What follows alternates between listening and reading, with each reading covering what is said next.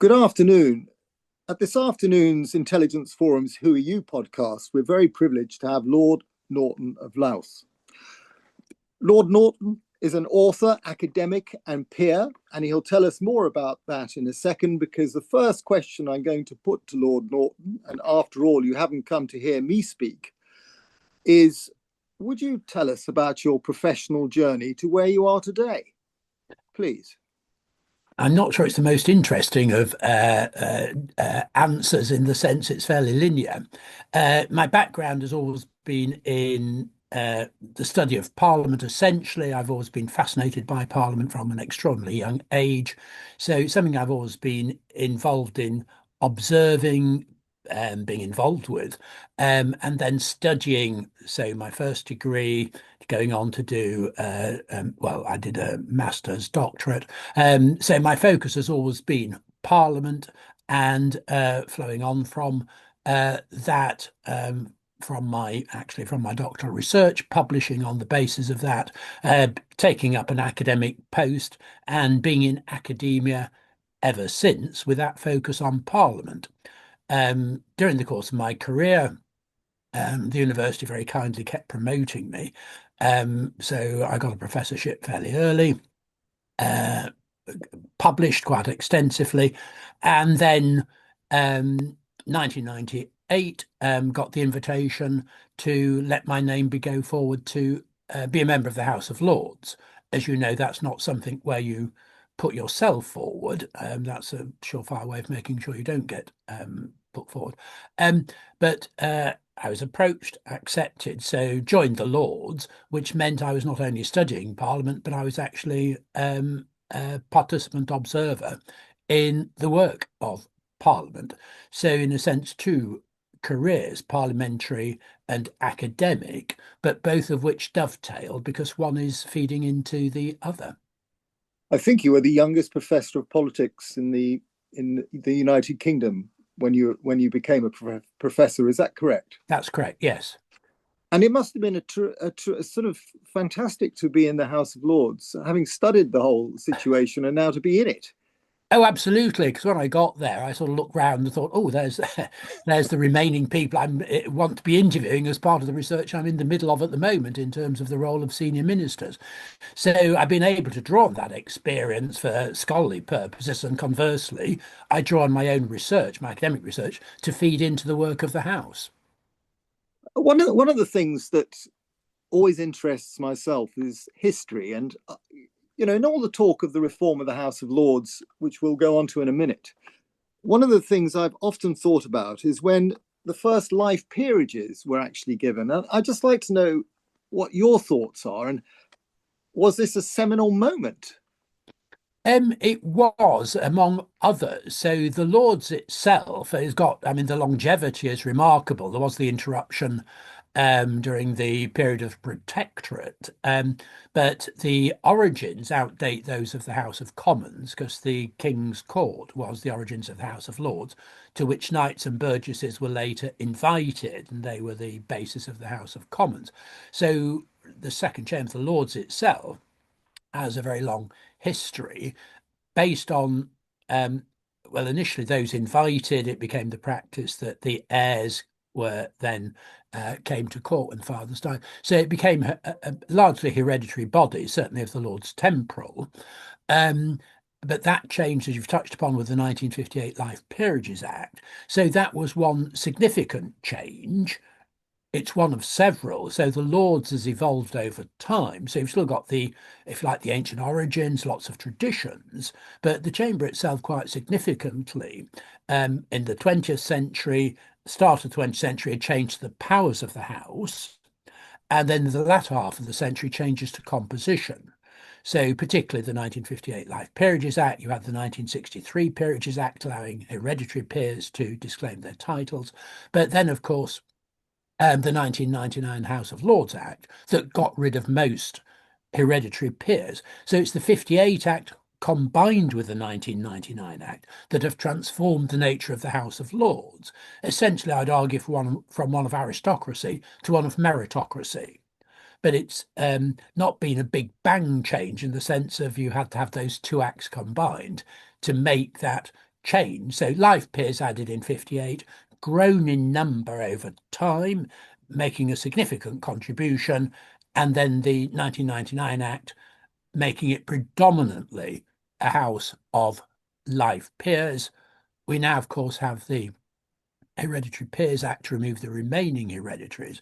So it'll become almost, not quite exclusively live peers, because we still have the Lord Spiritual in the form of the bishops. What does the House of Lords do really well? It does a number of things really well, but core to its existence that really make it stand out is the function of legislative scrutiny, detailed scrutiny of legislation that is placed before it. The Commons doesn't have the time to do that, and to some extent doesn't have the political will, because there's not much political mileage in time spent just looking at the detail of a bill. So the Commons determines the principle of a bill on second reading. The House of Lords doesn't challenge that. So if we get a bill from the Commons, we accept that's what the Commons has agreed to. So we work within the principle, so we don't reject the bill.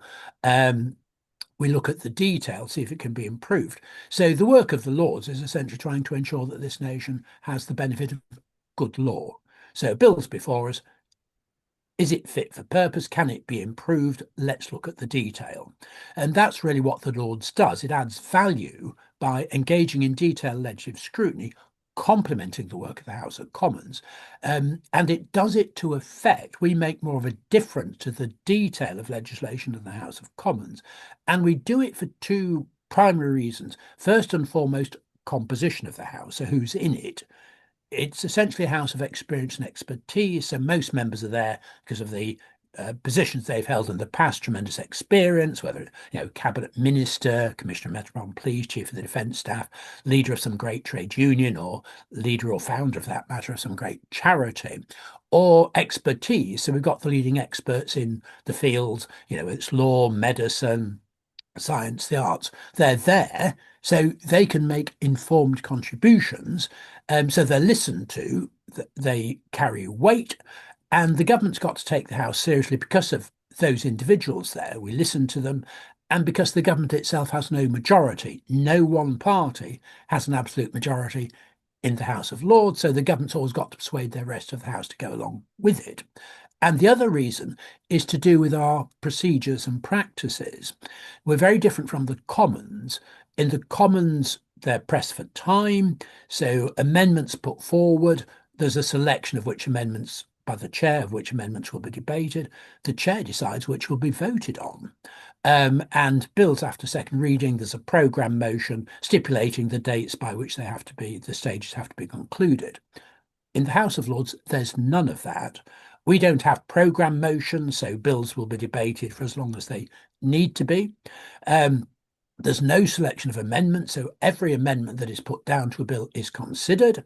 So if we have several hundred amendments put down to a bill, as we variously do, we get through all of them. There's no selection of which amendments will be voted on. That's up to members.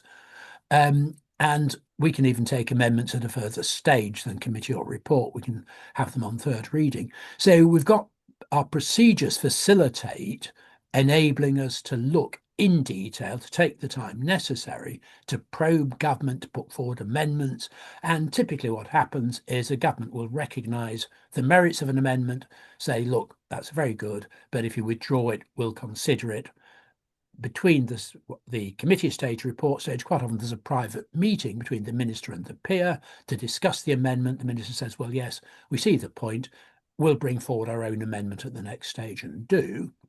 So it's an agreed amendment, goes through without a vote, because most amendments are passed without us voting on them. They're acceptable to government, because the government quite often, they're amendments, so therefore they're acceptable to the Commons. So we make a difference to bills. So without the Lords, the statute book of this country would be in a far worse state than in fact it is. So I would argue the Lords' principal contribution is to good law of the United Kingdom. Now, we do other things. We scrutinise government through debates, question time. We scrutinise public policy through a series of select committees who do very detailed work.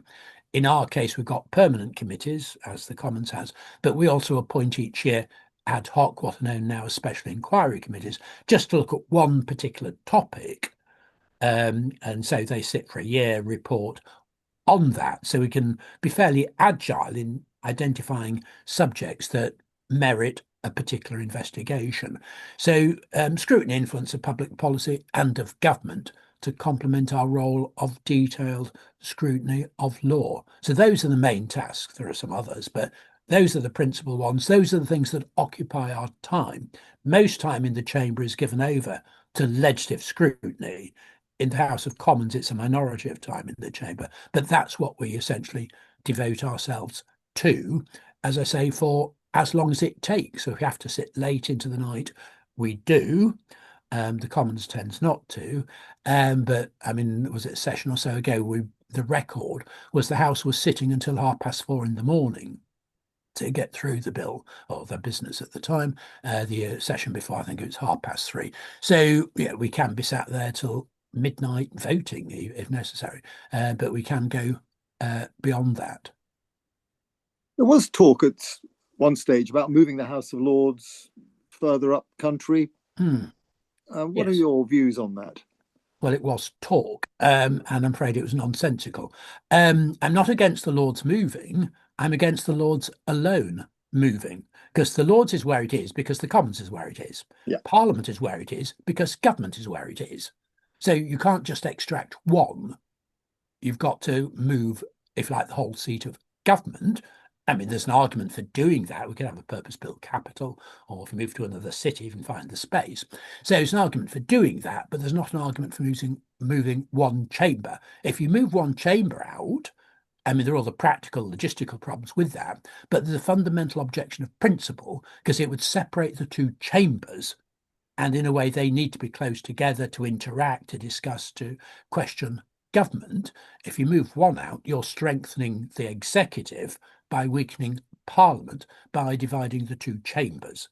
So very strong principle argument against doing it. So it's not a practical point in the sense of, if you like, the logistics. It's not us not wanting to move out of London. I say it's merely because if you move the whole institution of Parliament and government and not just one part. Thank you. And what is your perspective on an elected House of Lords? That would not be value adding. People keep saying, oh, well, the House of Lords is undemocratic. It should be elected. Some will say, oh, look, they're old phonies, focus, things like that. Elect the Lords. And it doesn't follow at all. The argument that the House of Lords is undemocratic is presented as if it is self-evidently true. It isn't. There's a democratic argument for having an appointed second chamber. Because if you look at I mean, people say, oh, it's undemocratic. My response is, how are you defining democracy? Which then usually shuts them up because it's not something they've thought about. But democracy derives from the Greek, demos, kratia. It's rule of or by the people. So essentially what democracy is about is the people choosing who will govern them, who are going to be their governors. Now, in this country, we choose the government through elections to the House of Commons. Parties compete for election. Electors know what the manifestos are. They put a party into government. The key point about that is not, and this applies to the electoral system, it's not just the representative element of choosing a government. There's the accountability element. How do you get rid of a government? This was Sir Karl Popper's point in The Open Society and Its Enemies. The key is, how do you peacefully get rid of a government? Now, under our system, the next election, the electors can sweep the government out, and they can do it cleanly, and they can do it on the basis because the government can be held to account for what it's done between elections. In other words, there is one body, the government responsible for public policy. The government presents its policy, it's got a coherent programme of public policy, places it before Parliament. The Lords improves bills. It doesn't challenge the core elements of that programme. As I say, we don't challenge the principle of bills. So the government is responsible for that programme of public policy. It can be held to account for the next election. So we have an appointed second chamber that adds value without challenging that core principle. You start electing a second chamber, the members will be able to say, well, look, we're elected. we've got electoral legitimacy. We therefore are in a position where you quite legitimately can challenge what the first chamber has decided. And they may say, because of the method by which they're elected, they're even more legitimate or something. But they'd be in a position to challenge. They'd probably demand more powers. The rationale for the Parliament Acts would disappear. Even if they're not given more powers, they could use the existing powers of the House in the way we don't, because we accept the Commons has primacy. So they could cause, an elected chamber could cause tremendous problems in clashing with the first, trying to prevent programme going through. And if it does that, where's the coherence of public policy? Because the government at the next election might not have got its measures because of the actions of the second chamber. So there's no longer one body to be held to account for the outcomes of public policy. The government can say, well, it wasn't us, Gov, blame the second chamber. Well, how do you hold that to account in electoral terms? So the value of our present system, you've got that system of core accountability. One body, the party in government, that is responsible for public policy can stand before electors at the next election to be held to account. So there's no diminution of accountability of responsibility. There's that one body. Now, as I say, an elected second chamber could mess that all up, challenge it. So you would not get that core accountability that I would argue is at the heart of our system, and which enables electors to remove a government on the basis of being held to account for what it's done between elections. When I ask you the next question, I'm sure you've already been asked by many of your colleagues in the House of Lords, but what reform to the House of Lords would you like to see? Quite a number, because as you may infer from that last answer, I'm not in favour of an elected second chamber. I'm in favour of a reformed second chamber. So I want the present House to do even better what it already does. I think it does it well. We could be much strengthened. So a number of changes. I mean, to the House itself, the House accepts it's too big. We've got too many members. So we're in favour of slimming it down. At the end of 2016, a colleague and I were responsible for a motion put before the House saying we're too big, steps should be taken to reduce our numbers. That was passed without a vote. We accept we're too large. So we want to reduce our numbers, different ways of doing that, because we don't want to lose the value of what's delivered. So you'd slim it down by those members who aren't really contributing leaving.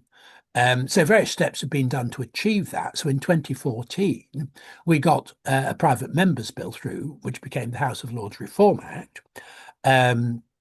introduced in the Commons. I mean, I drafted it. It was a body I sort of formed over 20 years ago with a colleague to strengthen the House. So I drew up this private members bill. We got an MP who was successful in the ballot that year to introduce it.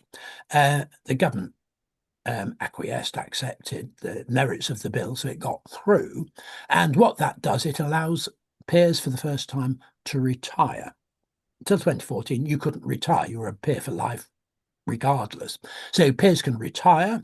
Any member who doesn't attend for a whole session is out. And any member who commits a serious criminal offence is out as well. So those I thought were beneficial changes. Since then, the number of peers retiring has run well into three figures. So that's reduced numbers. Obviously, prime ministers have been quite generous in their awarding of peerages since, so that keeps pushing numbers up. But had it not been for the 2014 Act, then the numbers would be fairly horrendous now. So that managed to get some down, but we'd like to see the numbers slimmed. But if you address sort of numbers, reducing the size of the House, you've also got to address the input side, the nomination of peers, both in terms of quantity and quality. So you don't want to keep losing members if lots more are simply going to be created and carry on keeping a very large House. And you also need, I think, some element of quality control, because it's important, if we're going to be a House of experience and expertise, recognise for that, you need to make sure that the members nominated are of ability to do it and have the capacity to contribute. In other words, they're going to turn up, they're going to contribute to the work of the House. So I've introduced a private members bill, House of Lords Peerage Nomination Bill, designed to achieve that. So I was successful in the ballot a couple of sessions ago. It's debated, second reading debate, overwhelmingly supported in the House. I mean, there wasn't time to get it through. This session, I got it successful again, so reintroduced it with one or two tweaks, had a second reading. Again, strong support around the House for the bill. So the House itself favours change. So we want to look at the, if like the input output, how members are chosen. We want to make sure the House remains with no one party have an absolute majority. We want the House to continue to have well over 20% of the members as crossbench peers, in other words, independent members, because they make a valuable contribution. And I think it's very good to have that non-party element, and it allows people, experts from outside, or people who've held public office who can't be associated with a party, to come into the House, former law lords, senior lawyers, those who have been chiefs of the defence staff, things like that, to be made peers, and that contributes. So we want to maintain that as well, but make changes of the sort I've mentioned to strengthen what we do. We've made other changes within our own structures, our processes. We keep reviewing them. We've reformed our committee system. So we've got these very specialist select committees, ad hoc committees doing the work, extremely good work they do. So, and we're looking at other ways that the House could be strengthened to fulfill the functions that I outlined earlier. So we're very alert to the need to reform from within. We're also alert to the need to engage more with people outside, for people outside to know what we're doing, for them to have some input to our work. So we're very sensitive, if you like, to engaging with the outside, with the members of the public, for public to see what we're doing, but have some input as well, because we're conscious the nature of our work, when you're engaged in detailed legislative scrutiny, it's not very newsworthy. So we don't get a great deal of coverage. The media focus on the House of Commons, quite naturally, it's elected. You've got things like Prime Minister's Question Time, which dominate media coverage because it's televisual. We don't have it. I mean, we have question time, but serious question time, but nothing like Prime Minister's Question Time, which is adversarial and very televisual. So we don't get much attention in the media. You're not going to see a headline saying, House of Lords yesterday debated Amendment 234 to the Water Number 2 bill. So what we do is important in aggregate, but the individual pieces aren't necessarily going to make it into the news. So we're conscious that if people are going to be aware of what we're doing, we've got to make an effort to educate, to inform, and to engage. Well, thank you very much for engaging today. It's so much appreciated. But the last question I'd like to ask you is, what's been your most enjoyable moment in the House of Lords in the last 25 plus years? Yes, this is typical because it's always the last question, which is meant to be a happy, nice question, that for me is always the most difficult because I, get serious questions about Lords, I answer them, and then I get asked, who's the main figure in history you'd like to have had dinner with? Who's your hero? And I'm sat there thinking, good grief, I can't think of anybody, and I don't have heroes. And the difficulty with the most enjoyable moment, is there have been so many to actually identify any one, because one of the values of the House of Lords, which you may have inferred from what I was saying, is you can make a positive contribution. You're listened to. You can have an impact. Now, MPs can be there with speeches that aren't delivered. In the Lords, if you want to make a speech, you make a speech. You don't have to catch anyone's eye and speak. So you can make a contribution. And for the reasons I touched upon, government takes the House seriously. So you come forward with an amendment, it's a serious amendment. They'll listen to it. They did it the other week. I spoke and said, look, why don't you amend the bill to make the point? The minister said, oh, that's a good point. And the government came up with its own amendment. So it's very positive, very constructive. We're a house of peers. Everyone gets on well with, we're all equal. Everybody gets on well. So you feel you can make a contribution. So I've achieved quite a few changes to the law over time. So obviously very pleased with those, but I'm not sure there's any one, and I've made speeches which have been well received. There's anyone I know that have influenced votes because peers came to me afterwards and said they'd changed their mind because of what I'd said. But it's the whole in a way, it's the whole experience. It's positive. which is why I do it, because I enjoy it so much, the engagement, you're making a contribution. And it's easy to make allies in all parties to pursue a campaign. Um, so um, much more bipartisan than the Commons. So that it's, if you like, it's the whole experience, really. Um, I mean, you put it the other way around, what's the least enjoyable point? I'd have a problem answering that because No, because I I'm one of the totally get it. I well, I'm totally a get it. work. I'm afraid I'm a workaholic, so I don't have a problem with the, if we're there late at night, I think, oh, great, let's get on with it. Um, so I don't have a problem with that because you feel again you're making a contribution to what's going on, and also it comes back to my earlier point in a way that which I didn't really draw out, that if you're there, you owe it for the honour of being made a peer, you should be giving something back in terms of the work you put into the house. You should contribute to the work. You shouldn't just take it as an honour and just leave it at that. You owe something in return. So that's very important to me as well. I think I am, you work at it, you feel you're making a contribution, hopefully for the public good. So, what's been the most enjoyable experience over the past 27 years? In a way, the whole experience is the answer. Well, Lord Norton, it has been a huge privilege. Thank you very much indeed. Thank you. My pleasure.